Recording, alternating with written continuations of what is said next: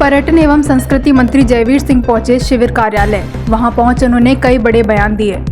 उन्होंने कहा 128वां संविधान संशोधन करके हमने महिलाओं को अधिकार दिया है। इसके साथ ही केंद्र और राज्य की योजनाओं में महिला को प्रथम अधिकार दिया गया है। इसी बीच भूमाफियाओं के खिलाफ उन्होंने कहा कि भूमाफियाओं के खिलाफ होगी कठोर कार्यवाही।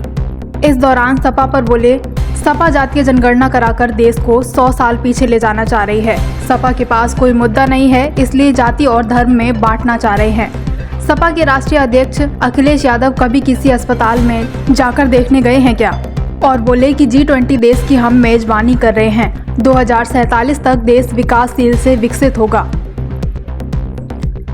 इसी दौरान और क्या कुछ कहते नजर आए पर्यटन एवं संस्कृति मंत्री जयवीर सिंह, आइए देखिए इस रिपोर्ट के जरिए।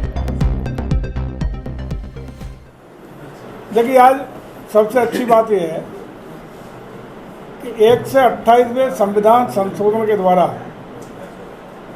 भारत की सरकार ने महिला सशक्तिकरण के लिए मिशन शक्ति का आगाज करते हुए महिलाओं को लोकसभा विधानसभा में 33% आरक्षण देने का काम किया है।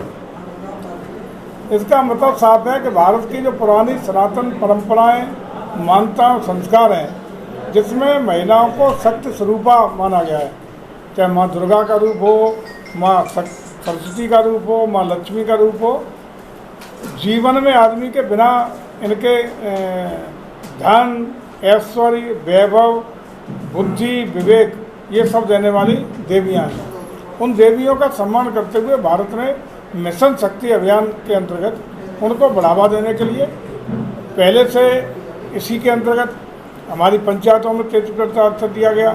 अब लोकसभा विधानसभा में आरक्षण दे करके उनको प्रमोट करने का काम कराया जाएगा। और वैसे भी आज देखने में आ रहा है कि महिला सशक्तिकरण का ही कमाल है कि हर क्षेत्र में, चाहे यूपी बोर्ड का रिजल्ट हो, हमारा CBSE का रिजल्ट हो, IAS की परीक्षा हो, PCS की परीक्षा हो, महिलाओं ने अपनी प्रखर बुद्धि विवेक का परिचय और परिणाम देने का काम किया है। हर क्षेत्र में, चाहे वो इंजीनियरिंग हो, डॉक्टरी हो, डिफेंस सेक्टर हो, वैज्ञानिक हो, हर क्षेत्र में भी महिलाओं का योगदान पुरुषों से कहीं पीछे नहीं है। इसलिए भारत सरकार का मानना है कि महिलाओं को संरक्षित, सुरक्षित और संवर्धित करने का काम करना है। निरंतरता से समाज में उन्हें उचित अवसर हर क्षेत्र में जाने के लिए अवसर देने हैं। इसलिए जितनी भी योजनाएं भारत सरकार की, प्रदेश सरकार की चल रही हैं, उनमें महिला प्रथम के दृष्टि से ही काम किया गया है। चाहे वो आवास देना हो, कनेक्शन देना हो, उज्ज्वला योजना हो, जितना भी योजना है, 26-27 योजनाएं हैं प्रदेश और भारत सरकार की, इन सब में महिलाओं को प्रथम पर रखते हुए, उनका हित सुरक्षा रखते हुए उन योजनाओं को क्रियान्वित करने का काम किया गया है।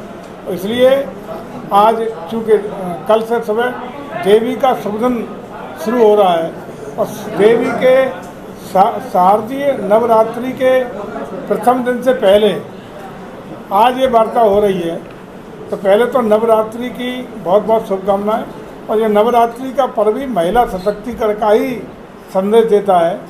तो इस अवसर पर हम लोगों ने, उत्तर प्रदेश सरकार के संस्कृति पर्यटन विभाग ने पूरे प्रदेश में जितने भी धार्मिक स्थल हैं उन पर अपनी संस्कृति विभाग की ओर से जिला पर्यटन और संस्कृति परिषद, जिसके अध्यक्ष जिलाधिकारी हैं, उनको निर्देशित किया है, बैठक प्रावधान किया है कि हर मंदिरों पर इन नवरात्रि में 9 शारदीय दिवसों में सप्तशती का पाठ कराएंगे और अंतिम दिन नवमी के दिन 24 घंटे का अखंड रामायण का पाठ करा के सनातन संस्कृति को संरक्षित, सुरक्षित और संवर्धित करने का काम करेंगे।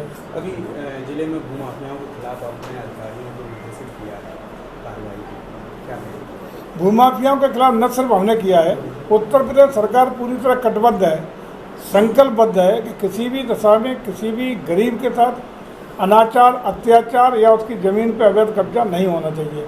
अगर कोई करता है तो निश्चित रूप से कठोर कार्रवाई होगी। किसी को भी कानून तोड़ने का हक नहीं है, किसी को भी किसी की ज़मीन पर कब्जा करने का हक नहीं है।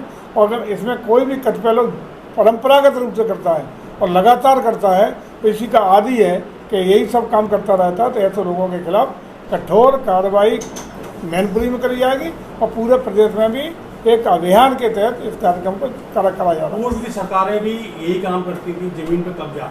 एक नारा भी दिया था, खाली प्लॉट हमारा, समाजवादी का नारा। अब वही पैटर्न को लेकर इस सरकार में भी कुछ लोग हैं जो बेशुमार बेशकीमती जमीनों पर कब्जा कर रहे हैं। आपका बराबर बयान आता है कार्रवाई के लिए, लेकिन अभी तक कोई कार्रवाई अमल में नहीं ली जा रही। क्या दिक्कत आ रही है? एक बता दो कहाँ से हो रहा है। जिन सरकारों की बात कर रहे हैं, भू माफियाओं को संरक्षण देती थी तो उनको ऐसी सजा जनता ने दी है कि सत्ता बेदखल करके किनारे करने का काम कर दिया है। आज की सरकार में अगर इस तरह के कोई पैकेट हैं तो आप सूची दो, कठोरतम कार्रवाई होगी। ये कहना कि मैनपुरी में कार्रवाई नहीं हो रही है बिल्कुल सरासर गलत है। IGRF में और निस्तार में प्रदेश के टॉप 10 जिलों में मैनपुरी है। सपा के राष्ट्रीय अध्यक्ष लगातार ये मांग कर रहे हैं जाति जनगणना, भाजपा लगातार भाग रही है, क्या वजह है? 100 साल पीछे देश को ले जाना चाहते हो? कहाँ पहुँच गया? आज हम चंद्रमा 3 की यात्रा कर रहे हैं। G20 के मार्फत विश्व लीडर बनने जा रहे हैं। विश्व की 5वीं अर्थव्यवस्था भारत बन गया और 3री बनने का प्रयासरत है। ग्लोबल लीडर भारत बन रहा है। आज पूरा देश का युवा, उद्योगपति, व्यापारी, सारे वर्ग, किसान, मध्यम वर्ग, सब लोग सरकार के साथ दे रहा है। और हम लोग उस संकल्प को लिए हैं कि 2047 तक विकासशील भारत से विकसित भारत बनाएंगे।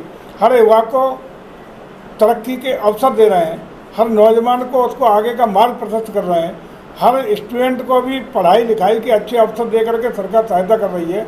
और वो लोग हैं विपक्ष में चूँकि मुद्दा नहीं है, कुछ है ही नहीं, तो पुरानी घिसी पिटी जात धर्म वर्ग उस पर आ रहे हैं। मुझे लगता है लोगों को शर्म आनी चाहिए, देश की तरक्की में हाथ बढ़ाना चाहिए।